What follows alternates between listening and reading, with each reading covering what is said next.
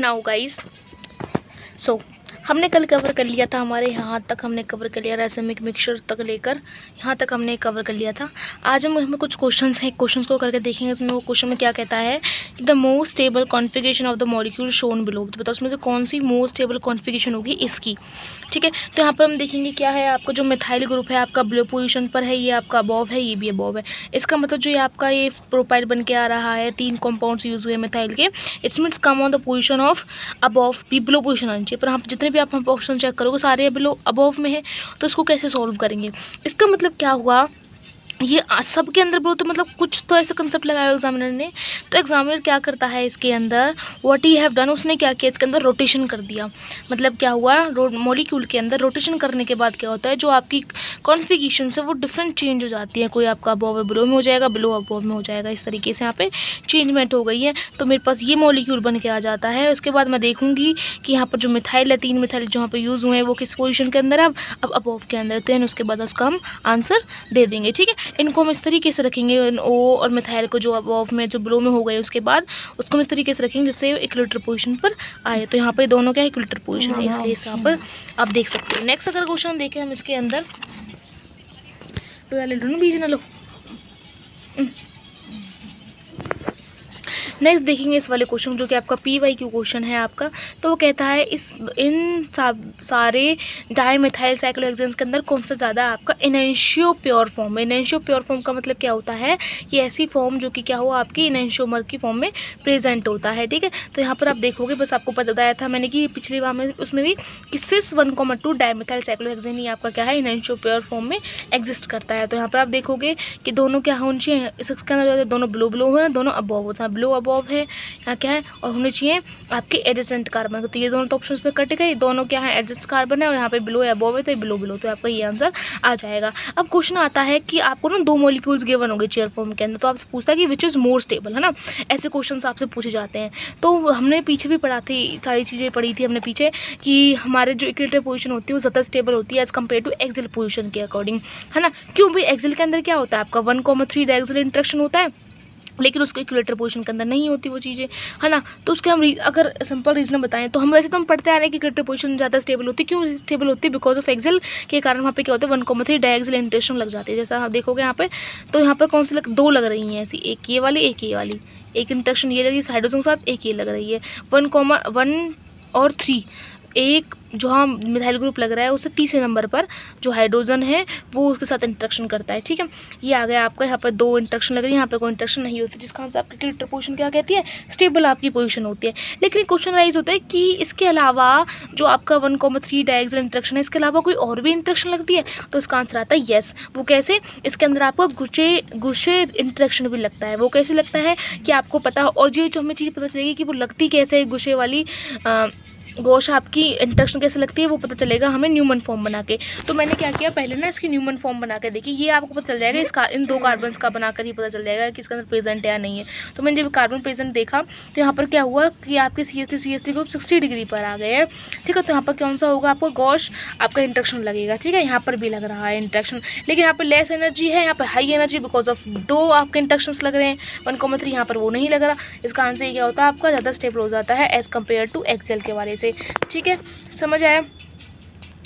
ठीक है, ये यहाँ पर मैंने चीज़ लिख रखी है कि कौन सी रिएक्शन होती है, गोशे रिएक्शन को जो भी कुछ आपको बोलना है वो बोल लेना। ठीक है, अब आता है एक क्वेश्चन आता है इसके अंदर, जो IIT जब आपसे क्वेश्चन पूछता है तो जो IIT है वो क्या करता है, एक आपने टॉपिक पढ़ा होगा कि इंटरेक्शन तो यहाँ पर बहुत होती हैं, लेकिन कुछ इंटरेक्शन जैसे मान लो चलो एक नाम भी होता है interaction, that is called gosh butane interaction. तो गॉश ब्यूटेन इंटरेक्शन में क्या होता है, तो मतलब जो इंटरेक्शन बात कर रहे हैं गॉश ब्यूटेन के अंदर, इसका मतलब क्या होना चाहिए कि एक तो गॉश रिएक्शन ही इनके अंदर ज़्यादातर इन्वॉल्व होनी चाहिए। ठीक है, लेकिन यहाँ पर क्या होता है, जो IIT है वो क्या करता है, जो आपका 1,3 डायएक्सियल इंटरेक्शन है उसको भी क्या करता है गॉश ब्यूटेन इंटरेक्शन के अंदर इन्वॉल्व कर देता है। जैसे मैं यहाँ क्वेश्चन देखते हैं, आपके पास ये क्वेश्चन पूछ रहा है तो वो पूछता है कि number of gosh butane interaction कितनी है इसके अंदर।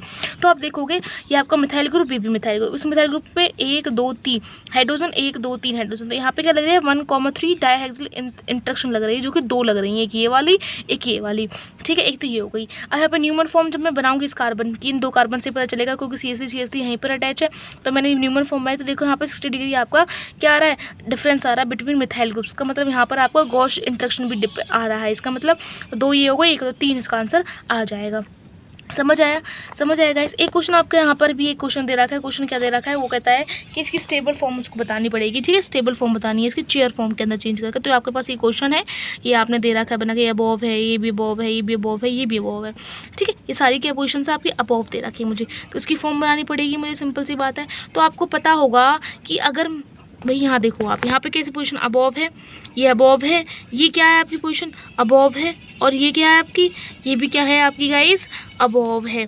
लेकिन आप देखोगे अबोव तो पोजीशन सारी हैं यहाँ पर, लेकिन क्वेश्चन अराइज होता है कि जो आपका ये है ना, जो ये दिख रहा है, ये टर्शियरी ब्यूटाइल है, और टर्शियरी ब्यूटाइल कभी भी एक्सियल पोजीशन पे एग्जिस्ट नहीं करता। ये बहुत अनस्टेबल केस होता है जब आपका टर्शियरी ब्यूटाइल एक्सियल केस पे वो एग्जिस्ट ही नहीं करता। तो आप यहाँ पर देखोगे जो टर्शियरी ब्यूटाइल है ये वाला, ये कौन सी पोजीशन पर है आपकी पे, ये आपकी कौन सी पोजीशन पर है, एक्सियल पोजीशन पर। तो आपका अनस्टेबल केस होगा ए वाला। समझ आया? समझ आया गाइस? ठीक है, आया समझ में? नेक्स्ट अगर मैं यहाँ की बात करूँ, नेक्स्ट वाला पॉइंट आपके सामने मैं दिखाती हूँ यहाँ पर। ठीक है, अब मैंने देखा ये वाला। ठीक है, यहाँ पर देखोगे आप, ये भी कैसी पोजीशन से आपकी एक्सियल पोजीशन पर अटैच है, तो ये भी आपका नहीं होगा। ठीक है जी, कोई दिक्कत नहीं आई। अगर मैं यहाँ देखती हूँ इस वाले केस के अंदर, तो यहाँ पर क्या हुआ आपका, ये क्या है आपकी हाफ चेयर फॉर्म है। ठीक है, ये आपका CSIR नेट के अंदर पूछ जाता है, जिसका आंसर इसका लेवल हम इसमें पढ़ते नहीं है, IIT JAM के अंदर नहीं पूछ जाता, पर पूछ भी सकते हैं। तो आपकी चेयर फॉर्म की दूसरी रिप्रेजेंट है। तो आपको पता होगा चेयर फॉर्म तो वैसे ही अनस्टेबल होती है, टॉर्शन ऑयल भी होता है, उसके अंदर इंटरेक्शन ज़्यादा बहुत ज़्यादा अनस्टेबल होती है। चेयर फॉर्म को तो वैसे ही कट जाएगा यहाँ से। अब क्या होता है, जब ये फॉर्म हमारी बन के आ जाती है बल्कि ग्रुप के अंदर, हम इसको ही ले लेते हैं। तो क्या करता है, जो टर्शियरी ब्यूटाइल है, इससे प्रेजेंट होने के कारण, एक्सियल पोजीशन के कारण, वो क्या करता है, ट्विस्ट करना स्टार्ट कर देता है, फ्लिपिंग करना, ट्विस्टिंग करेगा। इसका आंसर क्या होती है, यहाँ पर जो चेयर फॉर्म है वो कन्वर्ट हो जाती है किसके अंदर, ट्विस्ट बोर्ड के अंदर। ट्विस्ट बोर्ड के अंदर चेंज हो जाती है। और यहाँ पर सिंपल सी बात है, यहाँ पर देखोगे आप, यहाँ पर हाइड्रोजन बॉन्डिंग भी होनी स्टार्ट हो जाती है। हाइड्रोजन बॉन्डिंग होगी तो यहाँ पर क्या हो जाता है, स्टेबल हो जाता है। कि देखोगे आप 1 2 3 पोजिशन पर आपके हैं, आप फ्रेंड्स देख लो 1 2 3 4th पोजिशन आपके यहाँ पे है। देखो टर्शियरी ब्यूटाइल सीर है आपके अलग अलग। एक तो यहाँ पे क्या है, ट्विस्ट फॉर्म होने की वजह से क्या होता है, ये तो दूर दूर चलेगा, तो इंटरेक्शन तो होनी नहीं है, सिंपल सी बात है। और क्या है आपके यहाँ पे जो ये 1 2 3 4 OH 1 4 पोजीशन पर है, तो 1 2 3 4 पोजीशन पर, 1 और 4 पोजीशन पर आपके OH है। इसका मतलब क्या होगी, ये आपकी स्टेबल फॉर्म होगी। आया समझ में? ये क्वेश्चन हमने सॉल्व कर लिया। ओके जी, नेक्स्ट सवाल आता है आपके सामने, ये वाला सवाल। ये इसमें पूछता कि मोस्ट स्टेबल कॉन्फ़िगरेशन क्या होती है इसके अंदर। ठीक है, ये पूछेगा आपसे। तो यहाँ पर आप देखोगे तो इनके अकॉर्डिंग आप इसको आंसर दे सकते हो आई थिंक, मेरे हिसाब से तो। ठीक है, जैसे आप यहाँ पे क्वेश्चन देखते हैं इस वाले क्वेश्चन को, तो ये आपका बेंजीन है, ये भी बेंजीन कहती हूँ, और मैं साइक्लोहेक्सोन कहती हूँ। ये आपका बिलो, ये अबोव, ये बिलो। ठीक है, तो यहाँ पर आप देखोगे पहले तो अबोव देखना है। सबसे पहली बात अगर यहाँ देखती हूँ, ये कौन सी पोजीशन आपकी, इक्विलेटरल। ठीक है जी, टर्शियरी ब्यूटाइल एक्सियल पे आकर बिल्कुल अनस्टेबल होगा। यहाँ पर देखते हैं इक्विलेटरल, और ये आपका क्या है, सिंपल ट्विस्टेड फॉर्म है, वैसे भी स्टेबल होगा। ठीक है, यहाँ देखती हूँ, यहाँ पर टर्शियरी ब्यूटाइल एक्सियल पोजीशन पे खत्म क्वेश्चन, यही पहले वाला टर्शियरी ब्यूटाइल एक्सियल पोजीशन पर खत्म यहीं से, तो बी वाला इसका क्या हो जाएगा, आंसर हो जाएगा। आया समझ में? ओके गाइस, नेक्स्ट आपके पास स्टेबल फॉर्म यहाँ निकाल लिए। अगर कहीं भी आपकी हाइड्रोजन बॉन्डिंग होती है तो उसको ही आपको पहले स्टेबल कह देना है। आंसर समझ में आता है? वैसे ये मैंने कह दिया। तो चेयर फॉर्म सारी है यहाँ पर, लेकिन क्या होता है जब ये OH यहाँ पर आ जाता है तो इसके केस आ जाता है हाइड्रोजन बॉन्डिंग वाला, तो उसे हम ज़्यादा प्रायोरिटी देखते हैं। तो यहाँ पर देखोगे आप कहीं पर भी हाइड्रोजन बॉन्डिंग नहीं हो पाएगी, लेकिन यहाँ पर आपके हाइड्रोजन बॉन्डिंग हो जाती है, इसका बहुत ज़्यादा ही स्टेबल माना जाता है। ठीक है, आया समझ में? अब यहाँ पर ना कुछ न्यूमेरिकल्स पूछे जाते हैं स्पेसिफिक रोटेशन से। वो क्या होता है, आपने पढ़ा होगा कि पोलराइजेशन के अंदर क्या होता है, जब पोलराइजेशन करते हैं, ऑप्टिकल एक्टिविटी होती है, तो उसके अंदर जो आपकी प्लेन पोलराइज लाइट होती है वो क्या करती है, मूव करती है सैंपल। तो कुछ आपके लेफ्ट मूव कर जाते हैं, कुछ राइट मूव कर जाते हैं, तो कुछ मूव नहीं होते। जो मूव कर जाते हैं वो ऑप्टिकल एक्टिव होते हैं, जो नहीं करते ऑप्टिकल इनएक्टिव होते हैं। ठीक है जी भाई, समझ में आ गया, कोई दिक्कत नहीं है। अब क्या होता है, जब वहाँ पर हम देखते हैं जो लाइट आपकी रोटेट करती है तो कुछ एंगल कवर करती है, उसे कहते हैं हम ऑब्जर्व रोटेशन, जो आपने देखा, जो कि क्या होती है, मशीन्स के द्वारा डिटेक्ट की जाती है। ठीक है, आया समझ में? तो आपकी यहाँ पर पॉइंट आता है पॉजिटिव और नेगेटिव, दो चीज़ें आती है, पॉजिटिव नेगेटिव। इसका कोई प्रभाव नहीं पड़ता, जस्ट फॉर रिप्रेजेंटेशन में पॉजिटिव नेगेटिव को यूज़ करते हैं। अगर लाइट आपकी क्लॉकवाइज रोटेशन करते तो प्लस यूज़ करते हैं, अगर एंटी क्लॉकवाइज रोटेशन करते तो नेगेटिव यूज़ करते हैं। ठीक है जी, कोई दिक्कत नहीं आई। लेकिन यहाँ पर ना कुछ हमारे वर्ड्स भी आते हैं। कैसे वर्ड्स? एक मैं दूर पर तो में लग रही है, एक होता है डेक्स्ट्रो रोटेटरी, एक होता है लीवर रोटेटरी। तो क्या होता है इसके अंदर, कि ये नहीं समझ रहा। कुछ हमारी इंडियन बुक्स के अंदर गिवन होता है कि जो आपका डेक्स्ट्रोरेटरी होता है, डेक्स्ट्रोरोटेटरी होता है, वो जनरली आपका पॉजिटिव होता है, बट ऐसा नहीं होता। ये आपका पॉजिटिव भी हो सकता है, नेगेटिव भी हो सकता है। लिबरेटरी आपका प्लस भी हो सकती है, नेगेटिव भी हो सकती है, मतलब नेगेटिव माइनस भी हो सकती है और आपकी प्लस फॉर्म में भी हो सकती है। तो लाइट रोटेट अगर राइट के अंदर करते हैं तो डेक्स्ट्रोरेटरी कहते हैं, अगर लेफ्ट के अंदर मूव करती है तो लिबरेटरी कहते हैं। ठीक है आया कि ऐसा हम ऐसा नहीं कहेंगे कि जो डेक्स्ट्रेटरी है वो पॉजिटिव है या फिर वो नेगेटिव है, as written many Indian books. It's not like that. ये सब एक्सपेरिमेंटली आती है। जो आप देख रहे हो ना, पॉजिटिव डेक्स्ट्रेटरी अगर नेगेटिव है तो सारी चीज़ एक्सपेरिमेंटली आती है। ये ऐसा हम बता नहीं सकते कि अगर डेक्स्ट्रोरेटरी तो पॉजिटिव आएगा, नहीं, ये सारी चीज़ें एक्सपेरिमेंटली गिवन होती है, सारे एक्सपेरिमेंट से आती हैं। तो अब हम बात करते हैं स्पेसिफिक रोटेशन की। तो स्पेसिफिक रोटेशन क्या होता है, वो कि स्पेसिफिक रोटेशन को डिनोट करते हैं अल्फा से, और अल्फा क्या होता है आपका थीटा, जो कि observe rotation upon concentration multiply length. तो एक बात बताओ, कंसंट्रेशन को मैं क्या कर दूँ 1 ग्राम पर ml कर दूँ और लेंथ को क्या कर दूँ 1 डेसीमीटर कर दूँ, तो आपका जो थीटा आता है, जो एंगल लेकर के आता है ऑब्जर्व रोटेशन, वही इसको क्या कहते हैं हम स्पेसिफिक रोटेशन हम इसको कह देते हैं। अब कुछ क्वेश्चन ऐसे आते हैं। क्वेश्चन कैसे आते हैं, देखो आपके सामने क्वेश्चन है कि 0.6 ग्राम ml सॉल्यूशन है जो कि S है। इसके हम देखेंगे तो क्या, place in a 5 centimetre long polarity meter tube shows an optical rotation of 1.2 degree, specific rotation is. तो यहाँ पे कंसंट्रेशन हमें दे रहा है कि लेंथ हमें दे रहा है कि लेंथ हमें निकालनी डेसीमीटर के अंदर, तो मुझे अल्फा निकाल दूँगी, सिंपल आंसर आ जाएगा आपका। ठीक है, नेक्स्ट आपके पास कुछ क्वेश्चंस आते हैं। नेक्स्ट आपका एक टॉपिक आता है, is called enantiomeric excess. This is very important topic. कि क्या होता है, इसका मतलब क्या है, जब आपको कोई एनेंशियोमेरिक फॉर्म आपकी प्रेजेंट होती है, किसके अमाउंट पे, एक्सेस अमाउंट पे प्रेजेंट होती है। इसका मतलब क्या हुआ, मान के चलो अगर मैं आपको एक बीकर है, उसके अंदर मैंने ए आपके पास एक मॉलिक्यूल रख दिया, ठीक है। अब इसकी जो एनेंशियोमर है इसका वो है बी, ठीक है। अब उस बीकर के अंदर ही आपका क्या एनेंशियोमर प्रेजेंट है, दोनों एनेंशियोमर एक साथ प्रेजेंट है, तो ये आपका इसकी कॉन्फ़िगरेशन आर होगी, तो इसकी ऐसे कोई मिरर इमेजेस होती हैं एक दूसरे की, ठीक है जी, कोई दिक्कत नहीं है। तो जो एनेंशियोमर दोनों एक फॉर्म में होंगे, इसका मतलब ये भी 50% प्रेजेंट है, ये भी 50% प्रेजेंट है। अगर मान के चलो ए आपका लेफ्ट मूव करता है तो आपके राइट मूव करेगा, अगर ये राइट मूव करता है तो ये लेफ्ट मूव करेगा, तो मतलब डिफरेंट मूवमेंट शो करेंगे यहाँ पर। जिसका आंसर क्या होता है, ये आपका क्या होता है, ओवरऑल सोल्यूशन क्या होता है, ऑप्टिकल इनएक्टिव हो जाता है और इस कॉल्ड रेसिमिक। इसी को क्या कहते हैं, हम रेसिमिक मिक्सचर करते हैं, जब एक मॉलिक्यूल उसके एनेंशियोमर दोनों एक ही बीकर के अंदर इसको हम प्रेजेंट करते हैं। अगर इसको मैं अलग अलग रख दूँ तो कोई डिफरेंस नहीं आएगा, इसका अलग वो होगा, इसका अलग फॉर्म आएगी। जब एक साथ एक ही बीकर में देते हैं दोनों को, तो उसमें क्या आता है, ऑप्टिकली इनएक्टिव हो जाता है।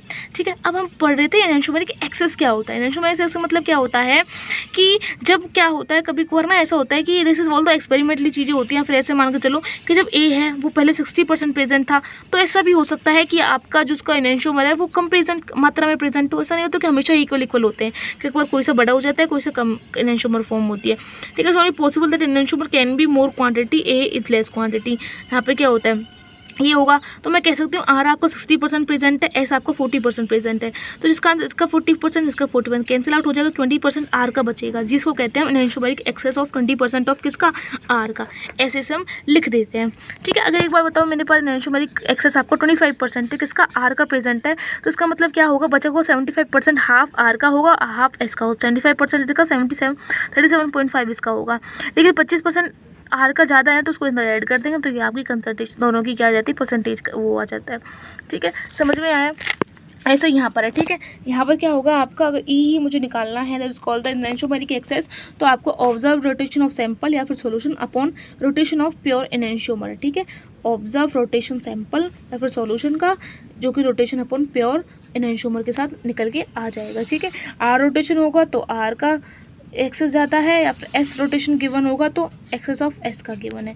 ठीक है, लेट्स सी एक क्वेश्चन करके देखते हैं। मैं यहाँ पे क्वेश्चन देखोगे आप, यहाँ पर एक क्वेश्चन आपको दे रखा है कि यहाँ पर ना आपको जो पढ़ के देखोगे, the specific rotation of optically pure compound, this is what have given, this is this what, क्या मैं प्योर सॉल्यूशन का दे रखा है, लेकिन हमें ये गिवन नहीं है कि आर का है, एस का है, तो हमें सिंपल से बस एक्सेस निकालना है। एक्सेस कैसे निकालेंगे, क्या है आपका ऑब्जर्व रोटेशन निकल के आती है, सैंपल का रोटेशन निकल के आएगा 60, और ये आपकी प्योर है इंटू 100% निकल के आ जाएगा, ये क्या आएगा, एक्सेस निकल के आ जाएगा, एनेंशियोमेरिक एक्सेस। यहाँ पर देखोगे नेक्स्ट क्वेश्चन के अंदर, नेक्स्ट क्वेश्चन के अंदर हम क्या पढ़ते हैं, specific rotation of pure R के लिए निकालते हैं हम यहाँ पर, जो कि +40 आ गया, प्योर आर के लिए निकल के आ गया +40।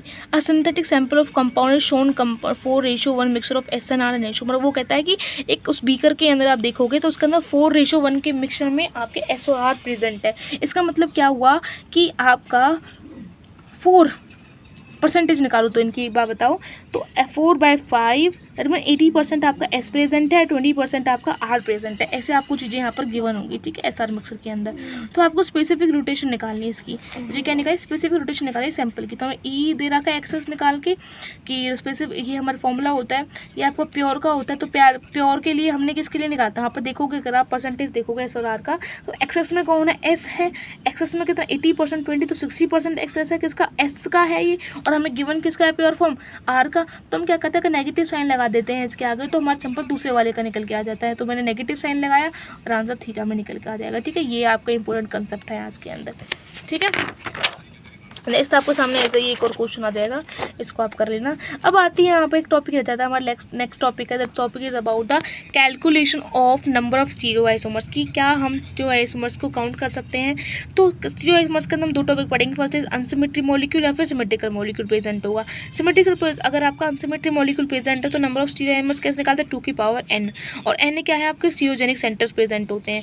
अनसिमेट्रिकल, अगर सिमेट्रिकल मॉलिक्यूल के लिए निकालते तो आपको पहले नंबर ऑफ स्टीरियोजेंट अगर इवन है या फिर ऑड है, उसके बेसिस पर हम आंसर देते हैं। कैसे, लेट्स सी कि मान चलो मेरे पास यहाँ पर देखते हो स्टीरियोजेनिक सेंटर क्या होता है, जो कि आपके आइसोमर्स प्रेजेंट करते हैं। आइसोमर्स कैसे, या तो फिर से या ट्रांस आइसोमर्स हो, या फिर आपके एनेंशियोमर्स हो, या फिर डायस्टियोमर्स हो, उस टाइप ऑफ आइसोमर्स फॉर्म होते हैं, ठीक है। अगर आप एक बात बताओ, इस पॉइंट को लेती हूँ मैं, ये आपका कायरल सेंटर है। कायरल सेंटर में क्या होगा, आपका यहाँ पर एनेंशियोमेरिक फॉर्म बन के आ जाएगी, है ना, क्योंकि मिरर इमेजेस के अपने आप ही प्रेजेंट होगी। ऐसे ये, क्योंकि कायरल सेंटर भी एक तरीके से आपका स्टीरियोजेनिक सेंटर भी माना जाता है, ठीक है। तो 2⁵ 8 हो जाएगा। यहाँ देखती हूँ मैं, ये वाला केस क्या हो जाएगा, कायरल सेंटर का हो जाएगा।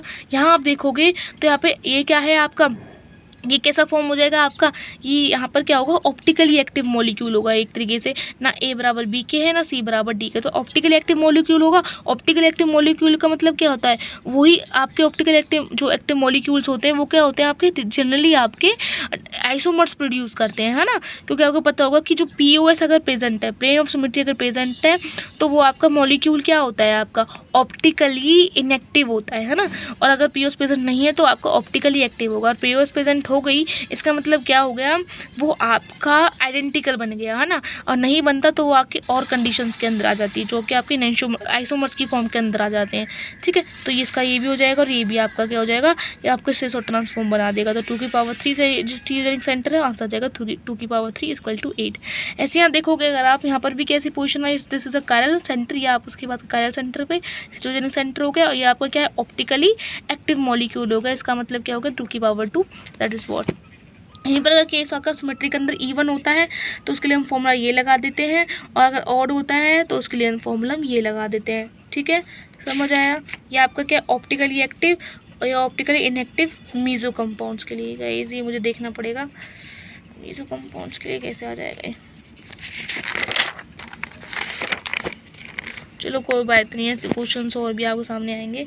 नेक्स्ट है आपके पास स्ट्रक्चर ऑफ डेकाडीन के कुछ स्ट्रक्चर्स हम देखते हैं कि ऐसे हमारे सिस और ट्रांस के फॉर्म में होते हैं, लेकिन हम क्या करते हैं, डॉट्स को लगाकर भी हम अबव ब्लो को दिखा देते हैं। यहाँ पर डॉट आ जाती है बड़ी वाली, यहाँ पर डॉट नहीं आती, या फिर ऐसे क्या, फिर स्मॉल डॉट के साथ या डबल डॉट के साथ दिखा देते हैं अबव पोजीशन को। तो यहाँ पर क्या होता है, यहाँ पर अटैच होता है आपका चेयर फॉर्म के अंदर बनाते हो, तो ये ऐसे करके चेयर फॉर्म हो गई। दूसरी वाली चेयर फॉर्म यहाँ से ऊपर जाती है, ऐसे ऐसे ऐसे, ठीक है। नेक्स्ट आपकी सिस वाली हो जाएगी, ये वाली ऐसे अटैच कर लो।